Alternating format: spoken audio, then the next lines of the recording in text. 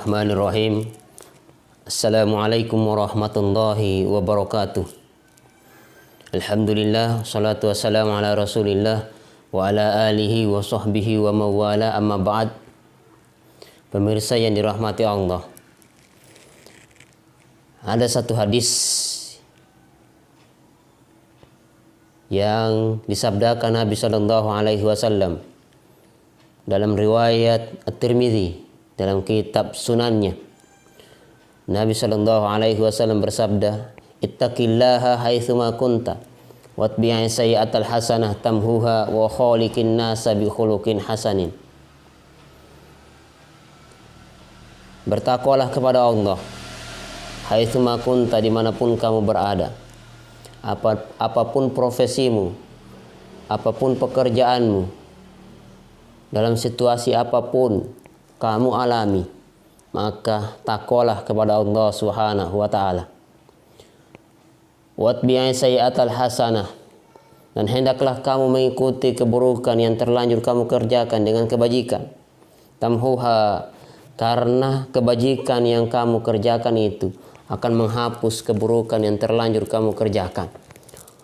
Wa khaliqin nasa bi khuluqin hasanin, dan hendaklah berakhlak yang mulia terhadap sesama umat manusia.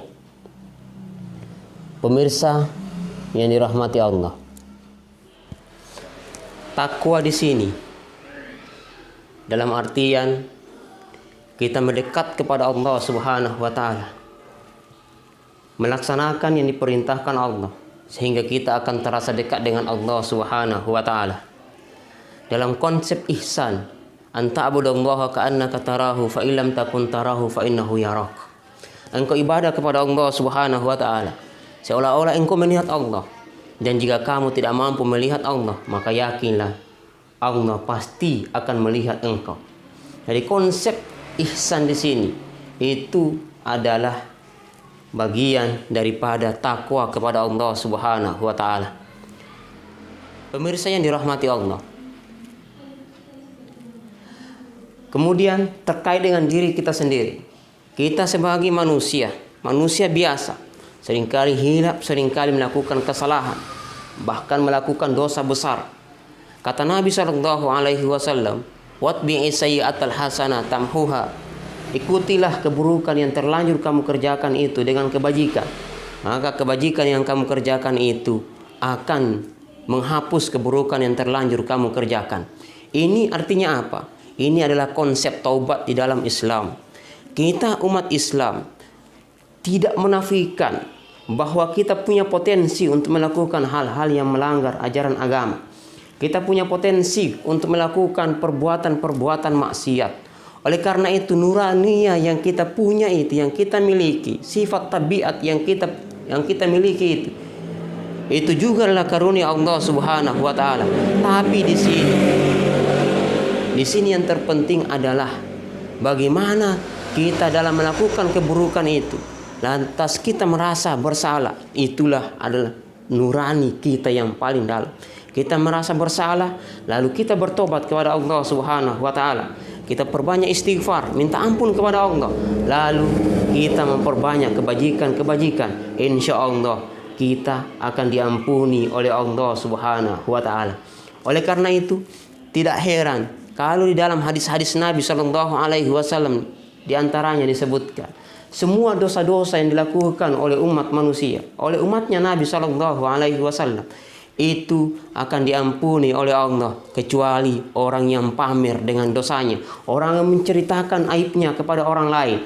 Itu cerita, itu hakikatnya adalah mengajak orang lain untuk melakukan kemaksiatan yang serupa, membimbing orang lain, menuntun orang lain untuk melakukan juga perbuatan dosa. Maka yang seperti ini tidak diampuni oleh Allah Subhanahu wa taala.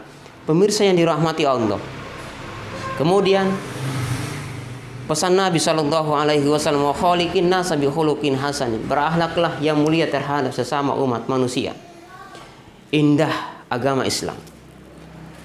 Islam mengajarkan kita hablum minallah, hubungan kita dengan Allah lewat ibadah sholat, lewat puasa, lewat haji, salat sunat, munajat kita dengan Allah, baca Quran. Tapi di samping itu, Islam mengajarkan kita supaya melakukan komunikasi yang baik terhadap sesama umat manusia, menjalin hubungan yang baik terhadap sesama umat manusia, siapapun itu. Orang yang beriman kepada Nabi, beriman kepada Allah, ataupun orang yang tidak beriman kepada Allah, bahkan orang yang jahat kepada kita sekalipun, Nabi mengajarkan kita tetap berakhlak yang mulia. Wa khaliqin nasa bi khuluqin hasanin. Sekian, selamat menjalankan ibadah puasa. Mudah-mudahan puasa Ramadan yang kita laksanakan ini menuntun kita menjadi pribadi yang bertakwa, dekat dengan Allah Subhanahu wa taala. Wallahul hadi ila siratil mustaqim. Wassalamualaikum warahmatullahi wabarakatuh.